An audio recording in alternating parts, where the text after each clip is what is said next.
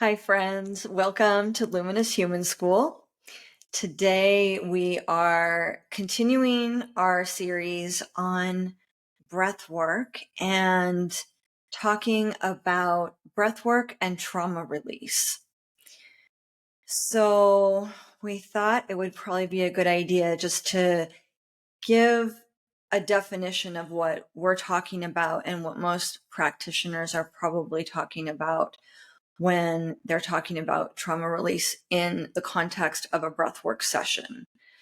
Because, trauma is like, if you have experienced deep trauma, if you're holding trauma, sometimes just hearing the word can bring up anxiety in the body. Like, what are we doing? What's about to happen? Where are we going here? So many times a breathwork practitioner may say in the beginning of a ceremony that trauma release is possible during the breathwork. And so generally in this context, this means that when we experience deep trauma or even small daily jolts to the nervous system, any energy that we can't process in that moment gets stored in the nervous system. It's the wisdom of the body. So the body knows either it's not safe to process this right now. I'm still in the process of getting to safety. Or there's just like not the time and the space to really relax into it and feel everything that's there. So the body just stores it for you. Lovely. If yeah, Just hold on to that's a great favor. that. It's a very Well, smart thing. it is smart, Yeah. but the wisdom in doing this is that when we have the chance, we're going to go ahead and um, complete the the movement of this energy through our system. Mm-hmm. And if we never give ourselves the chance to do that, all this extra energy just kind of lives in the nervous system building. And that's where we might find that we're very on edge, we're reactive, we're quick to jump or to jump back in fear, or shut down. Yeah. Just like, uh, this is all too much, I'm checking out. And you'll go into like deep lethargy. Mm-hmm. So when we're talking about the release of trauma, we're talking about moving through this natural process of the nervous system and releasing this extra charge from the body. And to do that, you don't have to bring up old trauma. You don't have to visualize it, talk about it, think about it. Sometimes even realize that's what's happening. There could be old traumas, anxieties that have stored energy in the body. And as it moves through, it's just a natural release. And we'll talk about what that looks like. So you don't have to be concerned or in fear, anything on that scale, that all of a sudden you're going to be back in a prior moment of life, re-experiencing something that you just like really don't want to re-experience. Mm-hmm. Yeah, and oftentimes you don't, just like what you're saying, it's like you don't have to know what the trauma is in order to experience a release of that energy and a shift of that energy and letting it out of the body. So, unlike something like a talk therapy, which has its place, that might be going through, reliving, but you don't necessarily have to relive it, rediscuss it, or even know what the specific trauma was in order to have a trauma release. And I just, we live in a society that doesn't really give us a lot of space or time or encourage us to kind of complete these cycles of, jolt, and then, oh, okay, now I have the space and time to process it and deal with it and integrate it. We just live in a society that's so, go do this, go do this. Okay, this is on the schedule now. Maybe you have a moment, maybe you have a little bit of time to sleep, and then you wake up and you keep going and you keep going. And that mentality of go, go, go does not create any space to relax, to give the nervous system a chance to discharge all of that energy and find balance again. So, when we're constantly in this stressed state, or not allowing ourselves to deal with these traumas, they can sometimes manifest as diseases in the body, whether that's like a psychological anxiety, depression, or something physical like a cancer or a digestive issue or a skin issue or something like that. So it's, important to kind of recognize that, a lot of these sort of ailments and diseases we have oftentimes do have a root in unresolved trauma.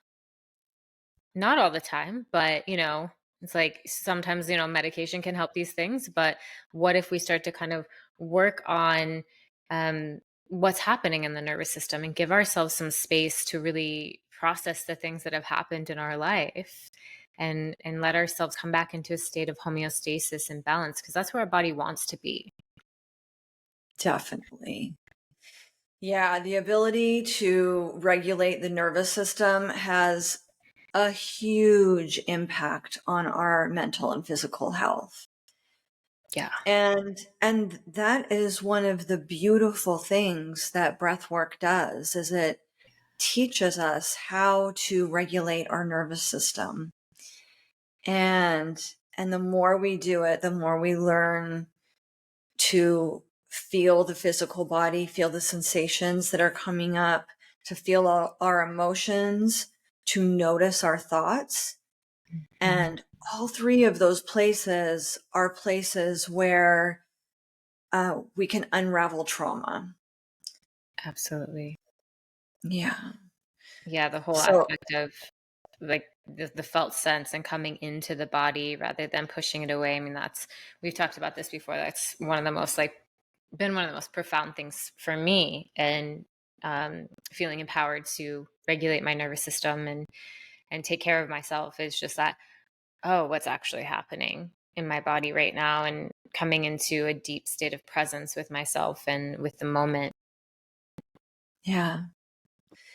Yeah. So, a lot of what's happening, or one of the things that's happening,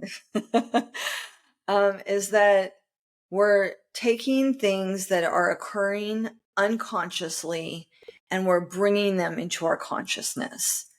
Because when sensations, thoughts, emotions are happening unconsciously, they're impacting us in ways that affect the choices we make, the actions we take or don't take. And we don't even know why we're doing these things. And we can say, why did I do that? Why did I yell at that person in traffic? Or, why didn't I just let that person go in front of me? And, and when we bring all these things up into our conscious awareness in a safe space, in a place where we're know we're being held either by ourselves and a practitioner. Mhm. Once something is conscious, it starts to just lose all of its power over you because you Mhm. see it. I And love. now you can recognize, oh, my chest is tightening. I need to regulate my nervous system. Or I feel heat. I noticed that thought that I've had before. I noticed that in a breathwork ceremony, and that thought does not serve me anymore. I'm going to be compassionate, be loving. I noticed the thought, huge win. And now Yeah. I'm going to choose something else. So Yeah. these are all the ways that we are releasing trauma. So much more empowering to, that conscious awareness, and now having a choice in what you want to choose for yourself. Because when it is sort of unconscious and we don't really understand, like what you were saying, like, why did I yell at that person in traffic? Why am I acting like this? This isn't who I am. It's like it's disempowering to feel like that, and it's like I don't Mhm. understand, like, what's going on. But bringing consciousness to it, and then being like, oh, okay, now that I know this, I have a choice how I want to move forward, and that feels so much better. S- Yeah, and so when you go to a breathwork ceremony, of course the facilitator, it's their role, I would say, to create a safe space for the people that are coming to their breathwork, to their ceremony. And of course, what we do really want to talk about is a lot of what you can do in a ceremony, so that you know how to take care of yourself, because you don't know how the facilitator is going to present this breathwork, or if they're creating a space that you feel the most able to kind of like really settle into. Of course, like a great facilitator will create a beautiful space for people to feel super safe. Um, but, sometimes there can be a lot happening in a breath work, and the facilitator might say, if you need me, raise your hand, I'll be right there. But they might be with somebody else in that moment and can't get to you right away. So we want to make sure that you feel empowered in a ceremony, that you can take care of yourself as well. So, yes, like having that safe space to go to is amazing. And some facilitators even guide you in setting an intention for the session, so that you have something you really want to like anchor into or work with. Um, and of course, they're there for, some guidance and support. And then you can also give yourself, plenty of resources to, um, make it your journey, and really listen to what you need. And, whether or not a facilitator is guiding a certain way, it might not be what you need in that moment. And so you have this opportunity and this empowerment to really choose what you need in that moment, so that you know what's going to serve you best. Yeah. Yeah. So you can come with your own intentions. Yeah. You don't have to wait for a facilitator to invite you to create an intention. If you want to bring that in before you come to a ceremony, or as you're laying down and just taking your first breaths of the ceremony, yeah, bring that for yourself. You can hold space for yourself. So, what that would look like is just knowing that whatever comes up, whatever emotions you feel as you breathe, whatever thoughts you think as you breathe, if nothing happens as you breathe, you hold all of it with love and you say, this is my experience, and I'm letting whatever wants to unfold. I'm I'm being compassionate with myself, and not saying, oh, that person over there is laughing, how come I'm not laughing? I'm not having a joyful experience. Or that person over there is crying, why am I not having a big emotional release? It's just our brain loves to do things like this. It's normal. Totally. Comparing the So experience. Am I doing it right? yeah, that's a big one. Am I doing it right? Am I doing Yeah. it right? So l- you can notice all those thoughts happening and going through your mind, because the brain is not going to stop thinking. But you can also have that intention to hold all of it with love and just say, okay, I'm noticing some comparison coming up right now. I'm noticing some doubt if I'm doing it right. And I'm going to keep breathing, and I'm here, and I'm trusting my spirit, my higher self to let this journey unfold in the best way for me. And Yeah. that's how you hold space for yourself and keep yourself safe. Yeah, absolutely. Having that just like openness to your own journey, to whatever process wants to happen, or, even if it's like, even if you think nothing happens, just letting that be okay as well, because something's happening. But anyway, it doesn't always have to be this like big, huge experience for something to actually be happening. But just being there with yourself, having that like willingness to just experience the present moment. And we do that through self-awareness, through presence, and just staying in it, and really like caring for yourself, just with that love, with that compassion. And that alone is like such a beautiful practice, whether you're in a breath work or not, like in life in general, to be able to practice this presence and love and compassion for yourself with whatever's arising. Of course, when we're in a breath work, like we're taking the space to really do that. We're like, I'm setting this time aside.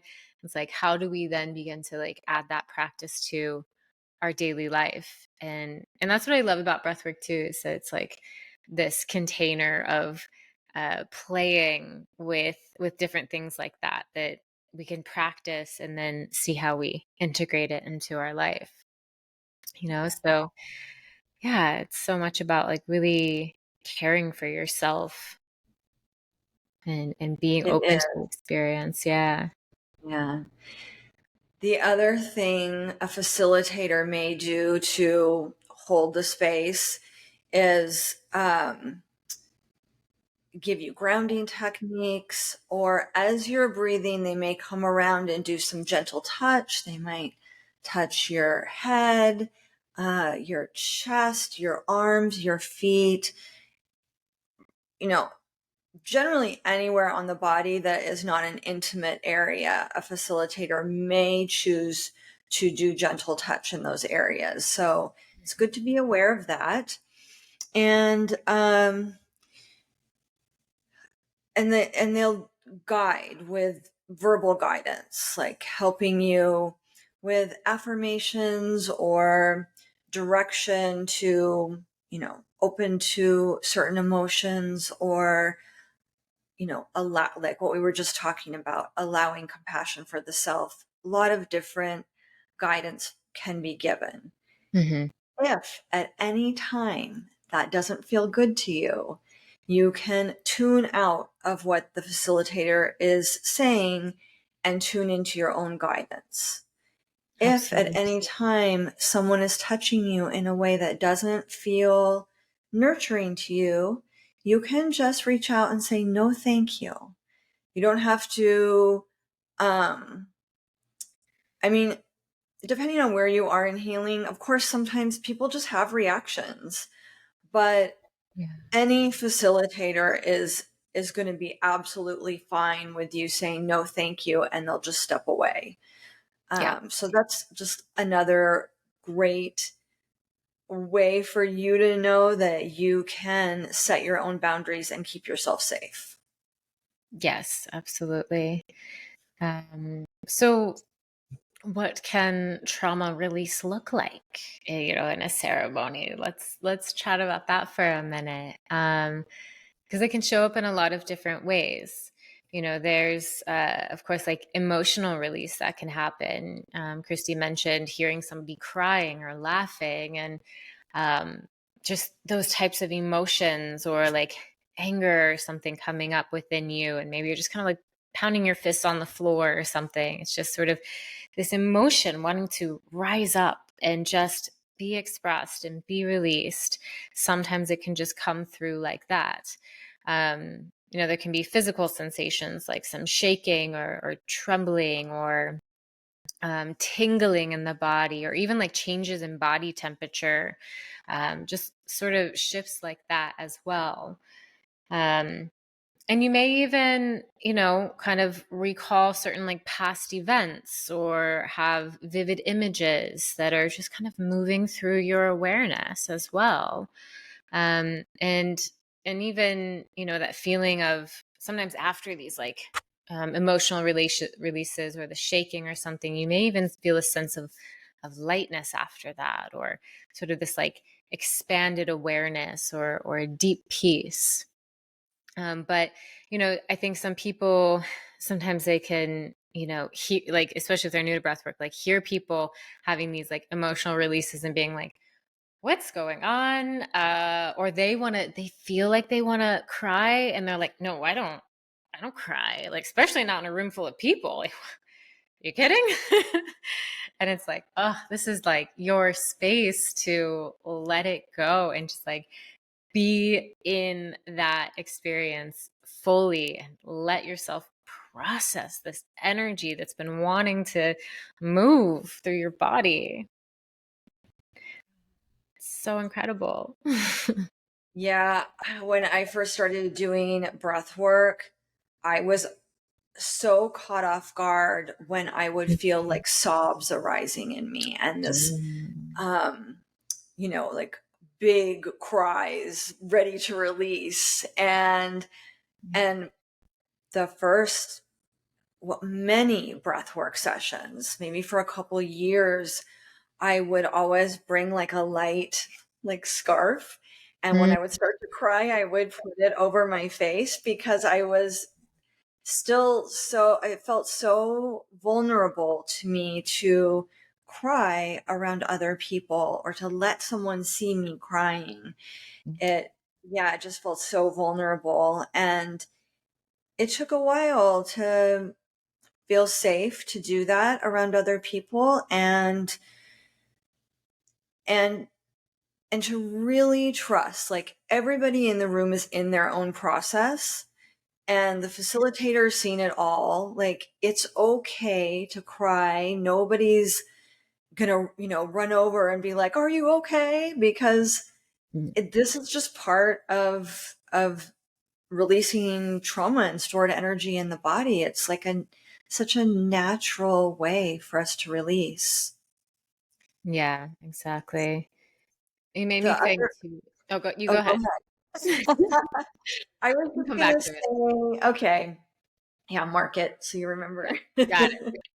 Hope. the the other trauma release um, that I hear getting brought up a lot in breathwork ceremonies afterwards that people will ask a lot, even though we'll say shaking is a very common trauma release. Hmm. People will say or even raise their hand during a ceremony and say, I'm shaking, is that okay? Or I was shaking during while we were breathing. What was that? Am I okay?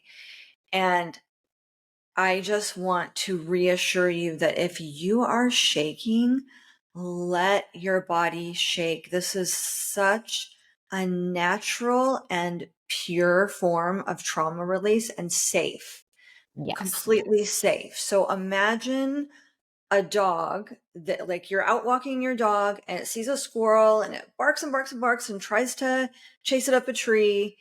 And then the squirrel gets away. And then the next thing the dog does is shakes it off, and then it Mhm. walks down the street. And every animal in the wild, after a charge has happened, if it's been chased by a predator or something disruptive to the nervous system happens, they shake. And so it's built into our bodies. So that's one that I just, like I've fallen in love with those moments Yeah. now when I shake in a breath work. And I know that afterwards I I've released so much. And Mm. so I want to reassure you that anytime this happens, to welcome it and let it happen as long as it feels safe and comfortable for you. And Mhm. shaking is one of those body responses that you can really turn off at any time, which is one of the reasons why a lot of trauma doesn't get completed because we Mhm. can turn off that response. Yeah. But if you aren't feeling safe or aren't feeling comfortable, know that you can just like, you know, put your hands on your heart, or if you're laying down, you can bend your knees and put your feet on the floor and like kind of tip your knees in towards each other, and generally and slow the breath, and that shaking response will just stop. It's not like something that takes us over and we can't. Yeah. Usually if that happens, that's when someone's gone into shock, and that doesn't Mm. happen in a breathwork ceremony. No, you're so in control in breath work. Which now I have like 3 different things in my mind that I want to say. And one of those is like because we're talking about it, that like because of that control piece. And we have said this in other episodes that it's like if anything ever becomes like too intense for you, um, or you're sort of like going to a place that like doesn't feel really comfortable or like safe for you to kind of like explore in that moment, or you're just like that's too much and my body's feeling overwhelmed, you are always in control and can slow your breath down. So a calmer breath and breathing through the nose and focusing on a long extended exhale.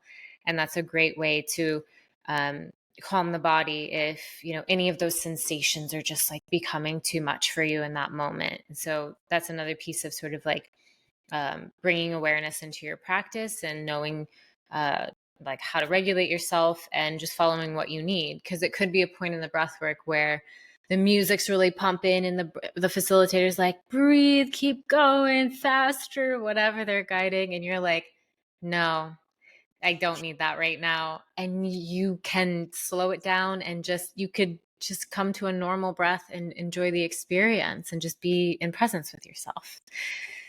So, yeah, know that you're always in control. And then now like there's 2 other things and I'm like, which one do I want to say first? Because you earlier when you were talking about your experience, I was thinking about when I first started doing breath work. Um, I would fall asleep during the ceremony. And really what I realized, I don't know that I was really falling asleep. I was more so disassociating. And I don't really know why. I think, sure, there might have been times where I was just tired and I may have fallen asleep, but it's one of those where you're doing the breath work and you're in it, and then you sort of, there's this space of nothingness, and then like you sort of come back and you're like, oh yeah, I'm breathing. I'm doing a breath work. And you don't know like how long you were gone for or what was said or where you went. And, you know, there could be lots of reasons for this, but for some people, um, it can be just an overwhelm response where the body's like, too much. Let me just check out because that's too much for me right now. And so for me personally, I just had to come into, like when I was doing my practice, just come into an awareness of like, okay, I've had this pattern sometimes of sort of checking out. I don't know why I'm doing it, but I want to stay present. I want to see what's there. It didn't feel fearful to me. I didn't feel like I was too overwhelmed, but something was going on for me where I was just checking out. So I would start to recognize the moment it was about to happen. I could just feel it. And this is like when you're doing the practice, you start to notice these things. And if I went in with an intention, like, let me watch this, I want to be with this and see like where I'm about to drift off and catch myself and make sure I stay present. And so that was a bit of a practice for me to just go, oh, I feel like I'm about to do it. I feel like I'm about to like, you know, fall asleep or go off somewhere.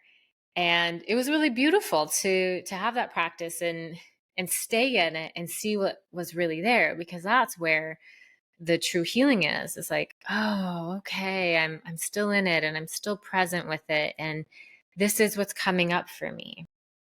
And that just felt like so beautiful to be able to recognize that. um yeah, so it's like you can go at your own pace. you can set these intentions and say, this is an area I want to look at, I want to explore, um, and just be aware and play with it and let it be this beautiful exploration of your body, of your mind, of your emotional state, of your spiritual state. So, yeah, I just wanted to share that bit just so people are aware that that could happen. And I think a lot of us have experienced that sort of like checked Mhm. out state. Yeah, that would happen to me too. And it generally happened when I was increasing my breath, breathing with more and more and more passion, Yeah, but same. then coming to a point of just like blacking out is almost the best way I can say it. Like it's not like, I guess people talk about blacking out with drugs or alcohol, and so that's not it. But it's just going completely unconscious Mm-hmm. and being and not being present with myself. Yeah. So Yeah. yeah, I had those experiences too, and then I would kind of come back into presence, which is I think what was happening is my nervous system would settle back down enough for my Mm-hmm. body to feel safe to come back into presence. Yeah. And so that is one of, and we've talked about this, but that's one of the main reasons that we both like to do shorter peaks in breath work and then bring it back down and let people integrate what they're experiencing and staying present. And then maybe do 2 or 3 peaks like that instead of one big peak, which is also fun. Yeah, It's there's a also time and place for it healing. for There's a sure. time and place for everything, um, but it's great when no matter what the facilitator is doing, when you can stay tuned to your own experience and give yourself what you need so that you can integrate what's coming up for you. And then you can take the breath up and down, Yeah. following the pace of your own nervous system and Mhm. how it feels good to release, old stored energy from the body, or how it feels good to um, be with emotions or old belief systems that are arising. You don't have to do big, giant leaps to heal. Yeah, and oftentimes I think it is that those little, bits of the work that really has the biggest impact. When it's like, I'm going to go in and I'm going to go this far. I'm going to find some safety and integration. And then next time I'm going to go this far. And then I'm going to find some safety and integration. And like, that's, to me, the path of healing rather than this, like, let's launch off. And right. Like, there's times that breath work is super fun to do. But, if you're wanting to work through some stuff and do Mm-hmm. some deep inner exploration, allowing yourself to stay present, find safety and regulation in your body, and then integrate it. That's such a beautiful path to be on, because you do create a lot of safety for yourself and a lot of safety for your body, which is what it needs to heal. It needs to feel Yeah. safe. Yeah. Yeah. The other thing I was going to bring up, that we've talked about before as well, and then some facilitators will guide you to it, is something we call a resource point. And this is just another like thing that you can utilize as safety in your body.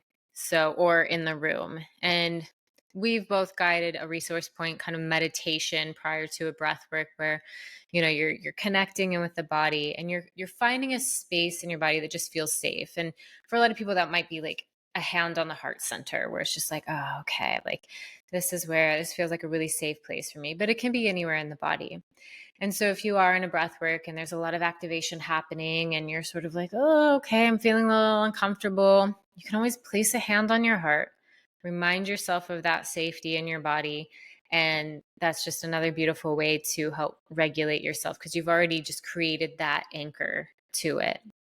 And you can also find it like outside yourself, like a point in the room or like a teddy bear that you have with you. Just these little things that really create this sense of safety when we're doing a breath work and allow us to do that really incredible deep healing. Yeah. And yeah, our next episode in the breathwork series, we're going to go into integration practices. So we'll do a little bit more of a deep dive on that in the next episode. Yeah. But just to give you a couple, like if you're just watching this episode and going to a breath work, Yeah. then we just wanted to give you a couple integration highlights. And some of the top ones are leaving space for yourself after a breath work. Don't think, oh, I'm going to an hour or hour and a half breath work, and then I'm going to go meet my friends for drinks, or then I'm going to, pop back into work. Or go to the gym.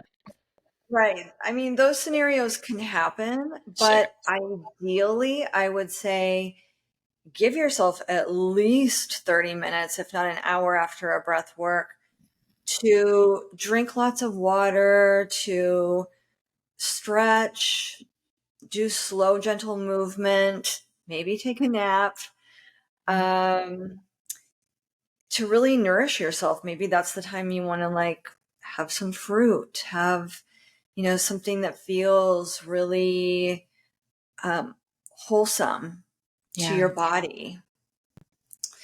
Yeah. You Oh, can also man. take some time to journal and process or go out in nature and just put your feet in the ground or, if you can, like walk on a beach and let the water touch your feet, things like that. Yeah. And we'll definitely go into a lot more of the integration in the next episode, which is just like such an incredible topic and such an important one, massively important. Yeah, so we hope that, you received a lot from this episode. It's a big topic and of course we didn't cover everything. This is more just like, hey, here's some things to expect. Here's some information for you that could be helpful when you go into a breath work. That's what we want to do is just provide you with this sense of like, oh, okay, now I know a little bit like going in and I have like a foundation and I feel really good about going into this because, especially if you're new to breath work and you're like, oh, do I want to go to a ceremony? I'm not sure. Hopefully this gives you a sense of like, okay, I got this. Like I can take care of myself. And yeah, just Yeah. remember, go at your pace, listen to yourself. You can always go slow. You can always just like go to a ceremony and just be there and not even do the breath and just listen to the music and come into presence with yourself if it's like your first one and you're just like curious, So you always have that option too. So yeah, we just hope you enjoyed this episode. Did you want to We add something? do want to say just that we hope that this episode also takes a little bit of the charge out of the word trauma for you. Yeah. So if you read that in a description of what's going to happen at a ceremony, or if someone mentions that word in their, the frame once you arrive and they're saying, oh, this is what's going to happen, and there could be trauma release, that you can take a deep breath and say, okay, I understand trauma is a charge in my body, and I feel safe to work with my breath and my presence to release whatever charge is there in a way that feels safe for me. Yes, absolutely. I love that. Yeah, so thank you for being with us once again on this episode. And we really appreciate you tuning in. You can always reach out to us on Instagram at Luminous Human School if you have any questions or there's anything that you want us to talk about, let us know. So yeah, we appreciate you and we love you so much.